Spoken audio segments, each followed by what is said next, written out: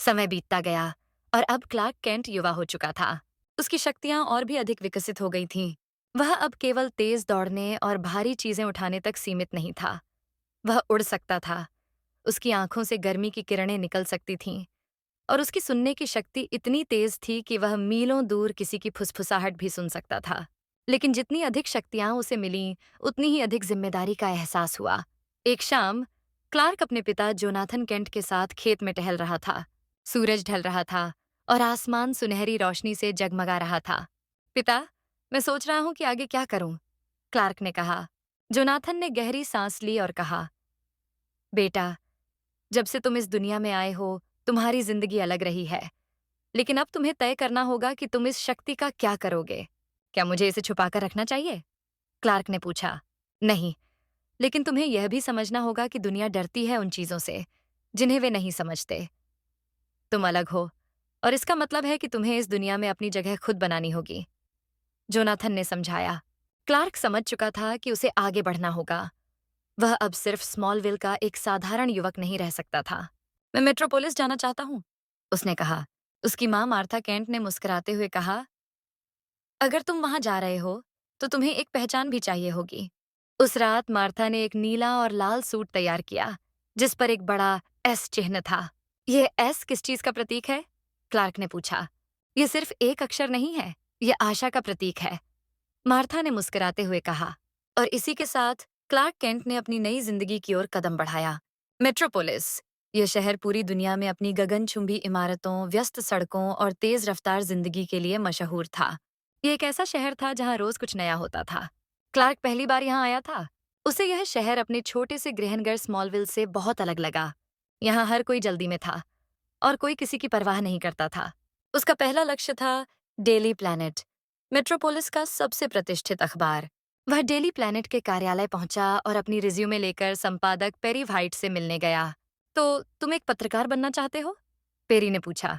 हाँ, मैं दुनिया की सच्चाई लोगों तक पहुंचाना चाहता हूँ, क्लार्क ने कहा। पेरी ने उसे ध्यान से देखा। ठीक है, तुम्हें एक मौका देता हूँ, कल से काम शुरू करो। क्लार्क अब एक पत्रकार बन चुका था, लेकिन यह बस उसकी नई जिंदगी की शुरुआत थी। डेली प्लैनेट में क्लार्क की मुलाकात लोइस लेन से हुई। लोइस एक तेज तर्रार रिपोर्टर थी, जो हमेशा सच्चाई की खोज में लगी रहती थी। उसे कोई भी खबर ब्रेक करने से पहले पूरी तरह से जांचना पसंद था। तुम नए हो? लोइस ने पूछा। हाँ, क्लार्क केंट। तो क्या तुम सच में रिपोर्टर बनने आए हो या बस अपनी किस्मत आजमा रहे हो? लोइस ने मुस्कुराते हुए पूछा। क्लार्क ने हंसते हुए कहा, मैं कोशिश करूंगा कि तुम्हें निराश न करूं। लोइस को यह नया लड़का दिलचस्प लगा, लेकिन वह ज्यादा ध्यान नहीं देना चाहती थी। उसे बड़ी खबरों की तलाश थी। अगले दिन जब क्लार्क अपने काम में व्यस्त था, अचानक एक तेज आवाज आई। बाहर देखा तो एक हेलीकॉप्टर डेली प्लैनेट की इमारत के ऊपर दुर्घटनाग्रस्त हो रहा था। उसमें लोइस लेन और कुछ अन्य लोग थे।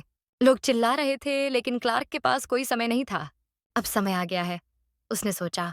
वह तेजी से भागा, एक गली में जाकर अपने कपड़े बदले और पहली बार सुपरमैन के रूप में उड़कर हेलीकॉप्टर की ओर गया। लोगों ने देखा कि एक नीले और लाल सूट वाला आदमी हवा में उड़ रहा था। सुपरमैन ने हेलीकॉप्टर को पकड़ लिया और धीरे धीरे नीचे सुरक्षित उतार दिया। यह कौन है? लोगों ने आश्चर्य से देखा। लोइस भी चौंक गई। क्या मैंने अभी एक उड़ने वाले आदमी को देखा?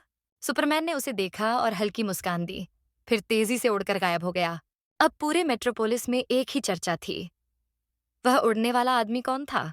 डेली प्लैनेट में लोइस लेन ने इस रहस्यमयी सुपरहीरो की खोज शुरू कर दी। हमें इसे फ्रंट पेज पर डालना चाहिए, पेरी व्हाइट ने कहा। और अगली सुबह अखबार की हेडलाइन थी, मेट्रोपोलिस में एक नया हीरो, सुपरमैन। इस नए हीरो की खबर ने मेट्रोपोलिस के सबसे ताकतवर आदमी लेक्स लूथर का ध्यान आकर्षित किया। लेक्स लूथर एक अरबपति बिजनेसमैन था, जो दुनिया को अपने हिसाब से चलाना चाहता था। सुपरमैन, लेक्स ने अखबार पढ़ते हुए कहा, अगर वह इतना ताकतवर है तो वह मेरे रास्ते में भी आ सकता है। लेक्स को यह बर्दाश्त नहीं था कि कोई उससे ज्यादा ताकतवर हो। उसने सुपरमैन को हराने के लिए एक योजना बनानी शुरू की। इस बीच क्लार्क को समझ में आ गया कि उसे अपनी दोहरी जिंदगी छुपाकर रखनी होगी। डेली प्लैनेट में लोइस सुपरमैन को ढूंढने की कोशिश कर रही थी। अगर मुझे वह मिल जाए तो मैं उसका पहला इंटरव्यू करूंगी, लोइस ने कहा। क्लार्क ने हल्के से मुस्कुराया। शायद एक दिन, उसने मन में सोचा। अब मेट्रोपोलिस को एक नया रक्षक मिल चुका था, सुपरमैन। लेकिन ये तो बस शुरुआत थी। आगे क्या होगा? क्या लोइस लेन सुपरमैन की असली पहचान का पता लगा पाएगी? क्या लेक्स लूथर सुपरमैन को हराने के लिए कोई खतरनाक योजना बनाएगा?